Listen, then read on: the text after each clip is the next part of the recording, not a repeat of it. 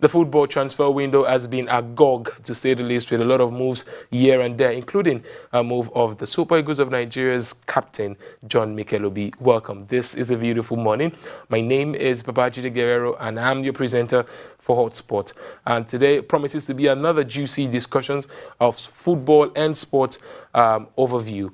And now we have the gentlemen in the studio. Let me start with you, Leia, as usual. The team is still remaining the same. Leia, how are you, man? Good morning to you, Babajide. How was the wedding you went for last week Saturday? Fantastic. It was a great feeling. Being at the wedding, being a wedding guest. And, absolutely. It actually changed my view. Did you eat jollof? Well, I did. Okay. I had jollof rice, and it changed my view as to how it's always good to, stick to a lady and, of course, get married, especially in the kind of society in which we are. Good to be on the show. Good morning to you. And I mean, he's saying something about marriage and all. In a sports show, like a relationship advice show, but good morning, Leia. It's good. Good morning. Good morning, guys. Good morning to our viewers. Yeah, absolutely. Good to be on the show again. It's always lovely, Anytime I'm coming to the studio, I'm always happy to come and talk sports. Exactly. I mean, but for a while I was thinking like I was not becoming a relationship life coach, telling us, it's good to stick to one woman. Hey, practice what you preach. Absolutely. Moving on, guys. It's good feeling to be here on the show, like the gentleman said. We'll go for a quick break and when we return, juice, and more juice. Friesland Campina Wamco Nigeria PLC, producers of Nigeria's leading milk brand, Peak Milk, have remained committed in strengthening the mutual bond of supporting the physically challenged sport of Nigerian powerlifting to continue reaching greater heights and get to the peak of the athletic performances as part of the company's corporate social responsibility. With a focused commitment on its unflinching resolve to continue to boost the successful landmarks of the Nigerian powerlifters in international competitions, the managing director of Friesland Campina Wamco, Mr. Ben Langert, led a team of the company's top executives on the 25th of January on a mobilization visit to the powerlifters at the Lagos National Stadium Powerlifting Gym to motivate the Unstoppables as they prepare for the first international powerlifting competition to be hosted by Nigeria. The Peak executives joined in the early morning training session and closed their visit wishing the team well in the up-and-coming tournament starting next Monday. For us, from Friesland Campina, the makers of Peak Milk, we've been in Nigeria for several decades and we have the iconic brand Peak. And for us, Peak helps everyone in Nigeria, both young and old, from all life stages to ensure that they reach their peak, that they have enough potential and that no matter what you dream about, you can actually achieve it. And I'm very certain that we all have our minds fixed in ensuring that we achieve our targets in this competition coming up to ensure that Nigeria wins absolutely all the gold that are there to get. Do I hear a yes? I believe that you are all unstoppable. Yes. I believe that. And I think you've demonstrated that in many ways over the years. Now it's in Lagos. Now we will show them that Nigeria is what? Nigeria is what?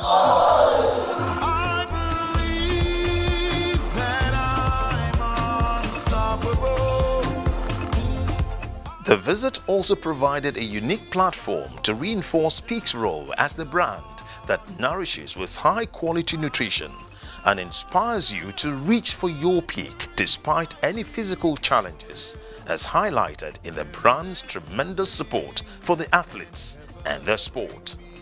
We would like to see each one of them reaching for their peak. We would like to see them being unstoppable in their desire to win, to bring medals. So this is if they achieve that, then we will be happy as a company and as a brand that has been supporting them to reach for their peak. They have done well in their past. We believe that they can do better because the competition is at home, so they have home ground advantage. They have all the support that they have needed to get to where they are. They look okay. If you can see them, they look very healthy, strong. So if they achieve what they desire to achieve, then we'll be happy. The para powerlifters were in high spirit as a result of the encouraging visit, expressing their appreciation for Peak and their unwavering support of the Paralympic Federation. We are very, very happy that they came to come and look at us, to come and like supervise us, to come and give us the winning courage of boosting our morale that in this game that are fully behind us. So we are fully like very, very happy because they are really behind us and they have made us to believe that there is ability in disability. Peak has done very well in supporting us. As you can see, the gym, the all equipment in our body, as you can see it. We really appreciate Picnic. We thank them for their supporting, for their everything to let us reach our peak. We really appreciate that. My message to Picnic is to thank them for their support. Are they happy? As Picnic come here, are they happy? So this competition where they go now, are they happy to win? Good. All of us go there happy to win. Good.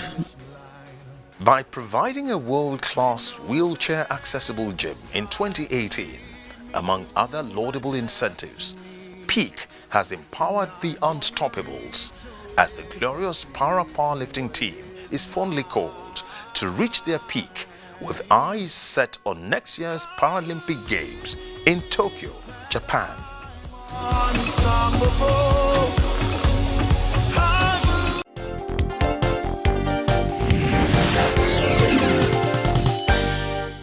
And we're back for the show, HotSports. We thank you very much for joining us. The transfer window have been absolutely late, guys. And it's been a while. We've seen a very busy transfer in January.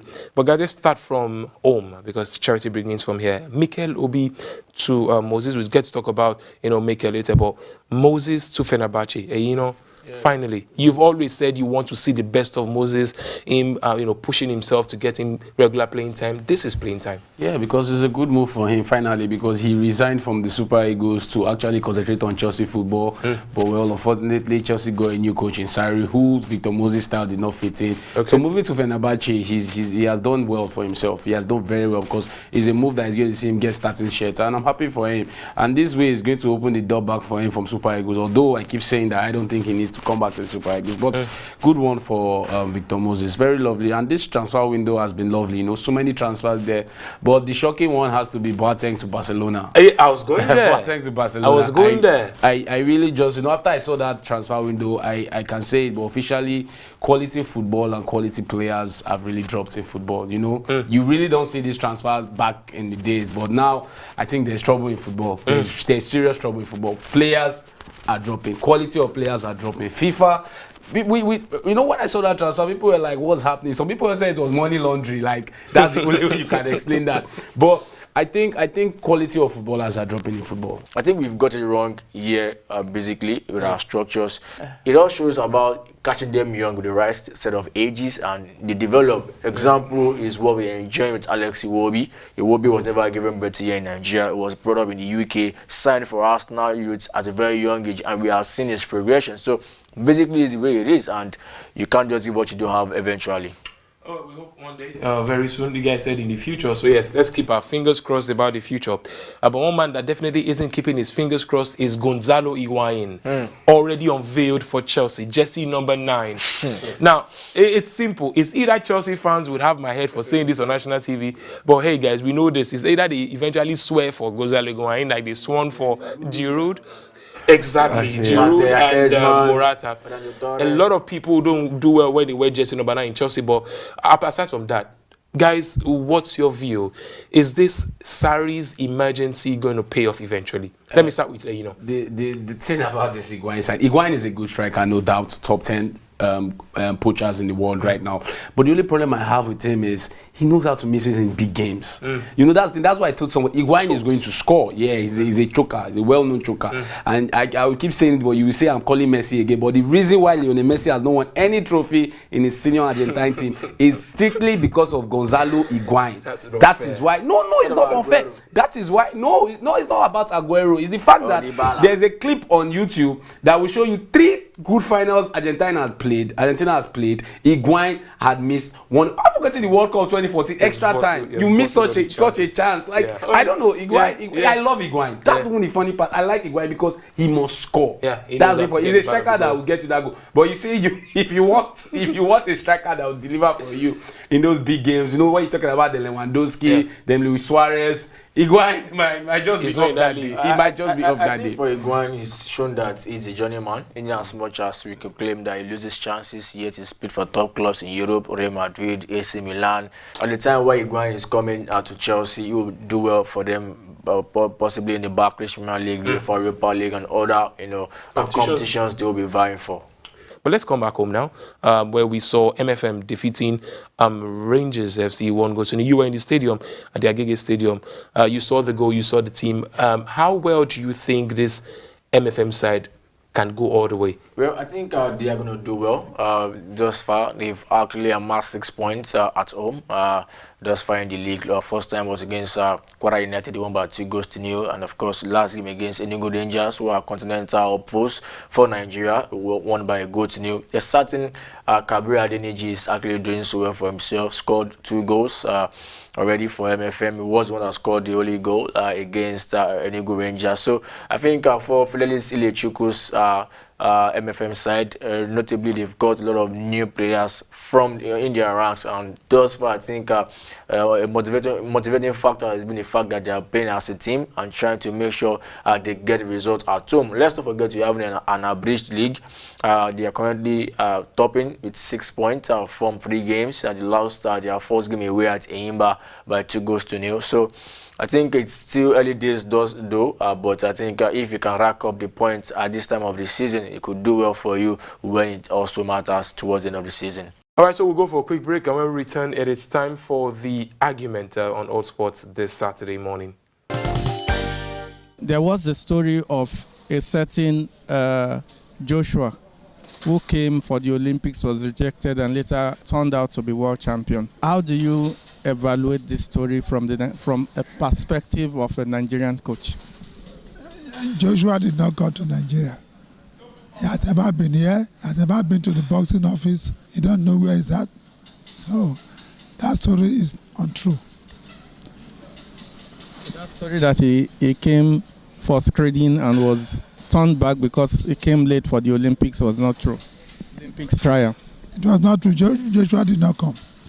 If he even came,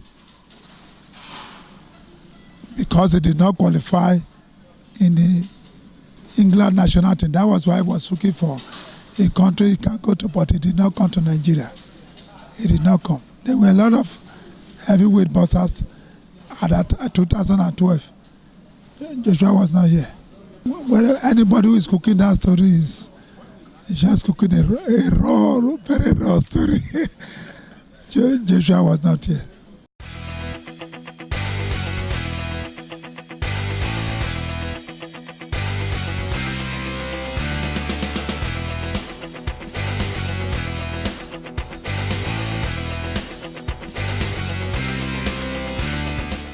And you're welcome back from the break. And as usual on the show HotSports, we have a section for boxing, and we call it Inside Boxing on HotSports. And as usual, I've got my own sidekick as well as my own boxing partner, which we've never boxed before anyways.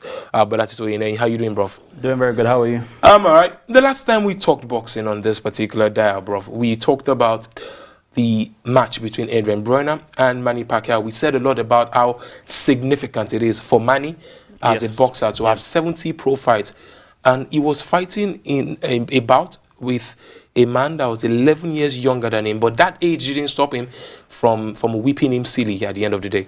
It's most definitely did not, but then I wouldn't say that he whipped him silly, but then it was a clear victory for Pacquiao. Everyone could see that apart from Adrian Broner apparently. Yeah, you know, I said whipped him silly because we saw some very damning statistics, especially, of course, the stats are very much on your screen, guys, where Adrian Bruyne was landing 1-3. The highest punches he landed in one bat was 7. Yeah. And he thought he won. How possible? Yeah. It's funny because Bruyne actually landed 50 punches in the 12-round fight. Pacquiao landed 112. And other than that, remember we said that boxing bouts are judged on 3 main things. Ring generalship, effective aggression, and good defense. And Bruyne just didn't do enough. He was averaging 4 punches per round. And to be fair, in his defense, I can almost kind of see where he's coming from, because even though he did abysmal in terms of, you know, staying active, and this is not a new story with Bruyne. Pacquiao missed a lot as well. Bruyne landed at 17%, Pacquiao landed at 20%. Pacquiao landed at 112, Bruyne landed 50. I know it's a wide gap, but Pacquiao also threw substantially more punches than Bruyne, so I can almost kind of see where Bruyne is coming from. But then at the end of the day, Bruyne lost that fight, and I feel like he was being a sore loser. To come out and say that he won the fight, everyone can see he won the fight. That was not what happened. You know, another thing that we also remember that you mentioned was that Adrian Bruyne has shown that whenever it's time to step up to the bigger boys in the category, has always fallen short. Bruyne, sorry to interrupt you. Bruyne has fought. Every single time Bruyne has stepped up, has fought against top opposition, whether it be Sean Porter, Mikey Garcia, Manny Pacquiao, or Maidana, he has lost all 4 times. He's beat the champions. When it comes to the top tier guys, he just hasn't shown that he has what it takes to win. To break in. Yes. One thing was definitely happening in the world of boxing as well, as we've confirmed that Jacobs will face Canelo. 2018 was the year of Canelo, as well as Tito here saying that Canelo was his man for 2018. Yes. Now, first fight of the year, not just any fight, Tito. Yes. It's a unification fight. A winner takes all. Where is this going to swing? This is a big fight for a lot of reasons, because, like you said, it's a unification bout. So whoever wins this fight takes home 3 belts. And on the belts on the line are Canelo's WBA and WBC, and Daniel Jacobs' IBF championship. On paper, Daniel Jacobs is the bigger fighter because he's fought Golovkin before. He narrowly lost. On paper, he's the bigger fighter. He's an excellent boxer, and he has tremendous punching power. He can put anyone out. But then so does Canelo. But then when it comes to boxing, you can never really tell. But I think the thing that makes this fight very interesting is that it's not a clear win for Canelo. If Daniel Jacobs comes there and he fights the best fight that he can fight, I think it's very possible that we could see Daniel Jacobs unifying the middleweight division. We both called Manny Pacquiao to win by decision, but I have a feeling that we're going to disagree at some point on this one. So who's your thoughts? Going for Jacobs or Canelo? You're a Canelo guy, so obviously. I mean, the funny thing is, Daniel Jacobs is one of my favorite boxers because, you know, as we said before, he had a rare form of cancer before, and he had to retire for a while, and he couldn't even walk. Man. Exactly, Danny Jacobs, the miracle man. So he's my top 5 favorite boxers. So I'm going to go for Jacobs being the bigger fighter and having that tremendous power. I think I'm going to go for Canelo. You know why? Because if I have 2 belts, and then I know for a fact that all I need to do is just to get across the line to win 1 more belt.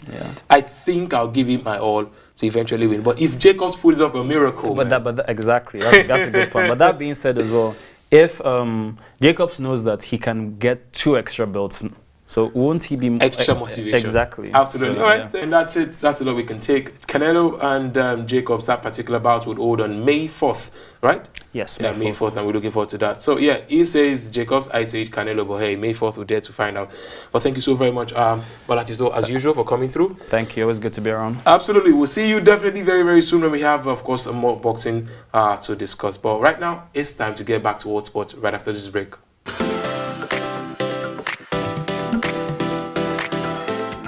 It was a week packed full of football action for Super Eagles players plying their trade abroad as they featured for various clubs across Europe. In England, it was another disappointing result for Wilfred Ndidi and Kelechi Iheanacho as Leicester City suffered a 4-3 loss to Wolves. Ndidi, who scored for the Foxes last week, played full-time while Heinacho came in as a substitute in the 83rd minute. Super Eagles defender Leon Balogun was part of the squad that travelled to Old Trafford as Manchester United defeated Brighton and Hove Albion 2-1. Balogun was again frozen out of action.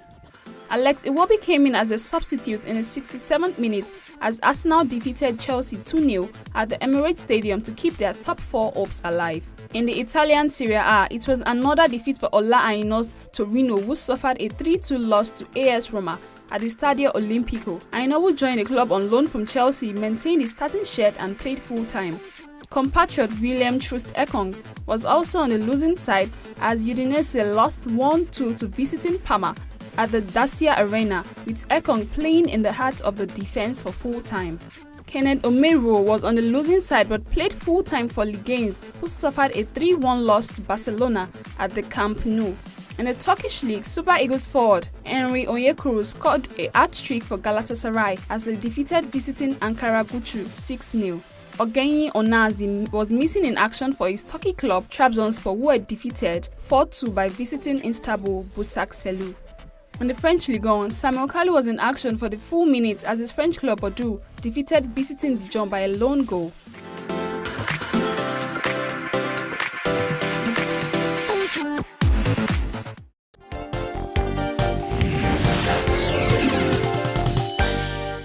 And we are back following the move of the Super Eagles of Nigeria's captain, John Mikel Obi, to Middlesbrough in England, the second tier of football in England. We're asking, is this a good move for the captain of the Super Eagles of Nigeria, former Champions League winner, former FA Cup winner, former English Premier League winner with Chelsea, and at this point is moved to FC Middlesbrough? So we're asking this morning, gentlemen are in the studios and they're taking their sides already. Leia, let me start with you. Well, I think it's a wrong move for John Obi Mikel to have moved to Middlesbrough. Talking about second tier of English football, Mikel, a player that spent over a decade at Chelsea, winning the UEFA Champions League, you know, the FA Cup, the Barclays Premier League. One of felt that leaving China and knowing for that he's Super Eagles captain, he should actually go for, you know, a better club, maybe in the elite division, not the second tier of English football. You know. Well, it's a very lovely move for Mikel. Congratulations to Mikel. I don't know what Leia is talking about, but it's a very good move. Very great move for Mikel.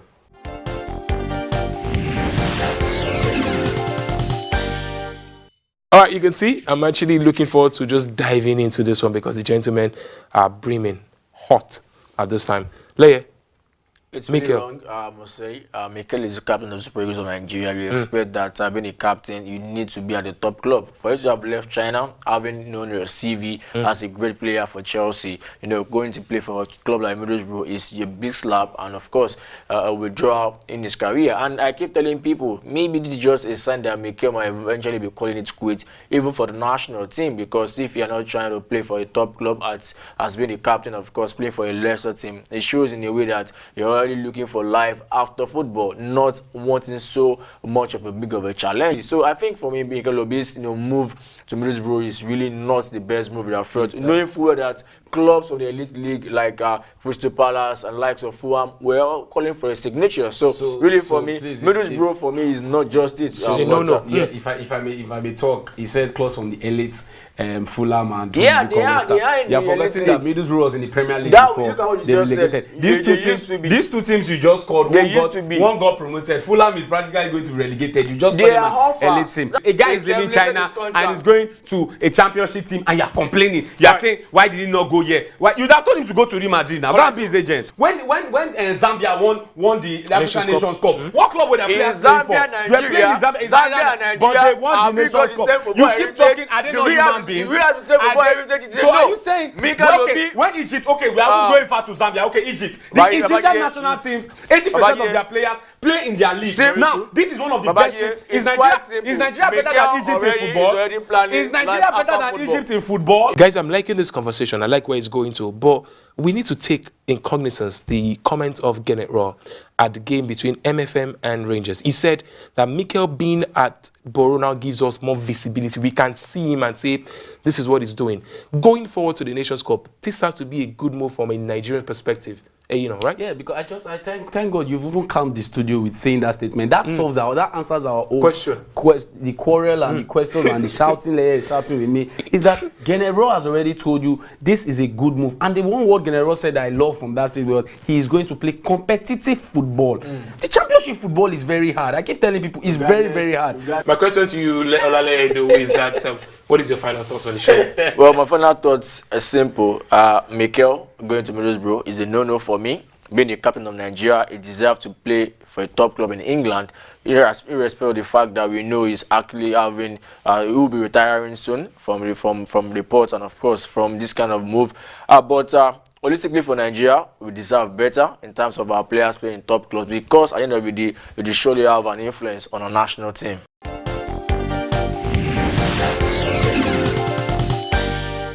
All right, now to my final whistle. I think that if a player of the stature of Mikel Obi moves from China to England to Europe, I think that's actually a very, very good move. Regardless of wherever he's playing at the moment, I would lean more to the angle of, you know, Alea is doing, but that is the truth. I think strongly that this is a good move. We get to see him play.